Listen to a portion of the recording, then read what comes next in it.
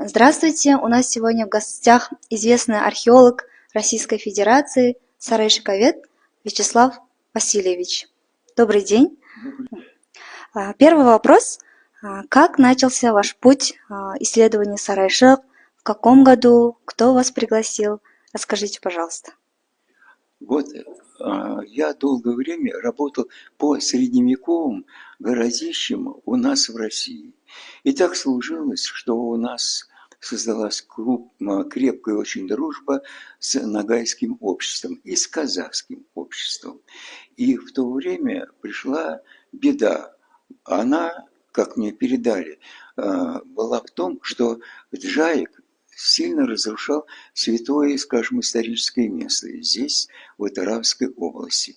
Поэтому от этих двух обществ была большая просьба, чтобы я приехал сюда в 1996 году и произвел первоначальное анализирующее исследование.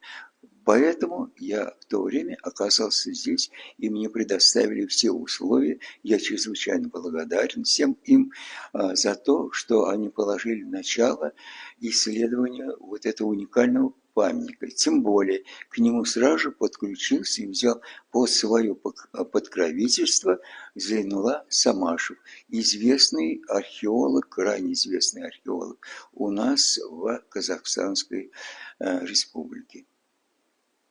Спасибо большое. Второй вопрос.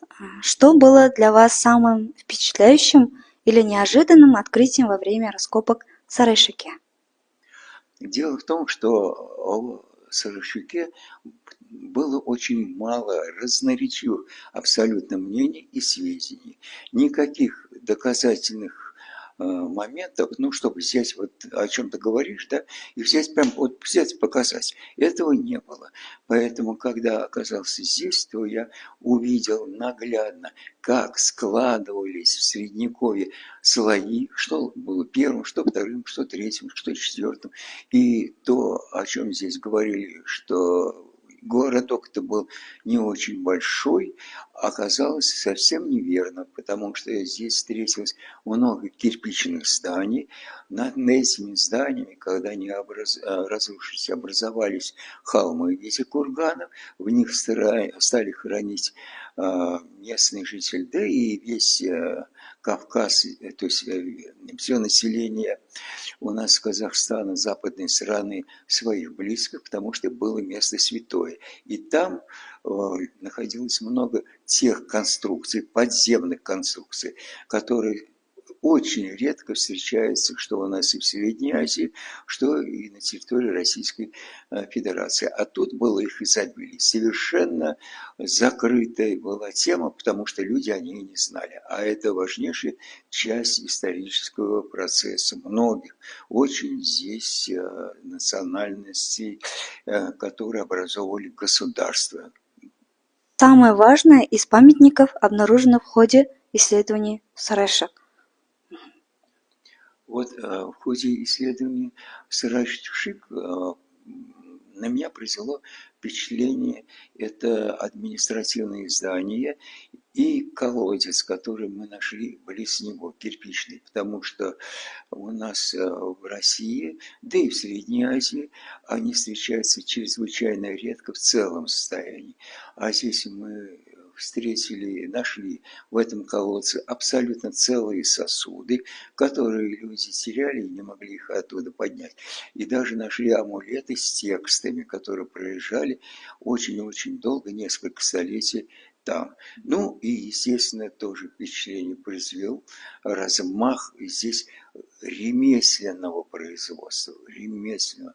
Что тут только не изготовляли, изделия из бронзы, из чугуна, из камней каких-то драгоценных изделий, из кожи изделий, из кости.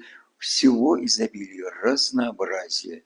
Это меня больше всего поразило. На других городищах встречается все это, но встречается в малом очень количестве. А здесь очень даже насыщенно. Спасибо. Следующий вопрос. В чем особенность Сарайшиковского объекта в сравнении с археологическими материалами России и Казахстана? Особенность Сарайшиковского объекта прежде всего в том, что он показывает преемственность глубины веков этого места, на котором жили различные опять народы. Вся интересная изюминка заключается в том, что мы тут нашли предметы и эпохи камня, потом встретили у нас предметы эпохи бронзы, причем из тех материалов, которых нет здесь у нас. Камень, допустим, нефрит и так далее. Так вот, дальше мы встретили момент, связанный с Кыпчакским, Половецким временем, полуземлянки, здесь различные места для хранения каких-то в колодцах, холодильниках, каких-то продуктов и так далее. Это относится чисто ко времени, которое у нас было где-то 1000 лет тому назад. А только потом уже появились у нас уже монголы. Монголы тоже ярко оставили после себя следы своей деятельности.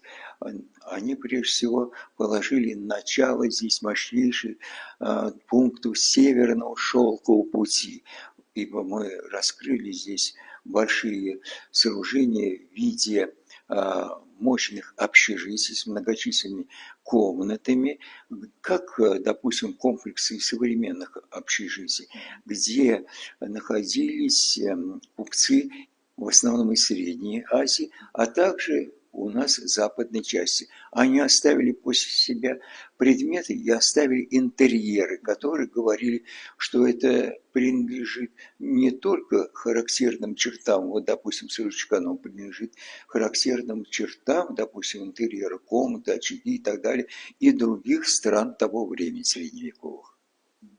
Какую духовную или научную ценность имеет для вас Сареша? Сарачик имеет большую здесь духовную ценность. Для нас, прежде всего, остается загадкой, что было на душе, какие идеи у половцев. Вот в других местах встречает в основном их места жилища, и на западе встречает изваяния половецкие.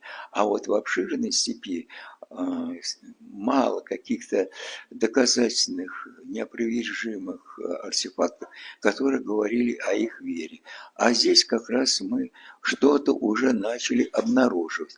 Тем более источники того времени говорят, что когда хан Беркета, брат хана Бату, оказался здесь, то он нашел многих приверженцев, которые перешли в ислам. А до этого во что они верили? Вот Сарачук потихонечку все это выдает. Но в период исламизации появилось здесь много культовых объектов. И прежде всего мы пока что встречаем кирпичные, очень большие по тому времени мавзолеи над могилами полусвятых, то есть посланцев с неба на землю людей. К ним относились с большим почтением и уважением, считали, что рядом с ними находится жизнь тебя исправляется, ибо он посредник между землей и Аллахом. Так вот, а потом начались какие-то внутренние здесь войны. Войны эти выразились в том, что эти части сооружений постигла беда, они были полуразрушены, а на их месте возникли другие сооружения. Иначе говоря, что-то было такое, когда сюда хлынула волна людей, немножечко с другими понятиями о мире. И вот для них это уже было не местом, где можно было прям напрямую обратиться через посредника к Богу, а место, где можно уложить своих близких, потому что это является участком, ну вот здания развалились, как курганы, где лежат их предки-герои. Вот такая вот особенность религиозная. Но вот пока она очень мало исследована в других местах, ибо там этого нет. Есть только в Сарычке, только, еще раз говорю, исключительно в Сарычке. Что еще дополнительно вы можете рассказать о Сарышике? Здесь есть поразительные вещи. Вот они как раз дополняют все о том, что я говорил. Над всей этими историческими слоями этой древней книги, самая последняя покрышка, приходится вот обложка на время 1520-х годов, когда здесь место Сарычака стало столицей первых казахских ханов. Они здесь построили прежде всего крепостные стены, были здесь ворота, были здесь у нас рвы, то есть показали свое могущество, и оно практически нигде не сохранилось, а сохранилось только здесь. Во время археологических раскопок было встречено наглядно, и примерно какие ворота мы вот сейчас это видим. Ну, ныне перед воротами нельзя вырыть рвы, там нужно подъехать, но вот именно заключительный средневековый этап сделали они. Спасибо большое.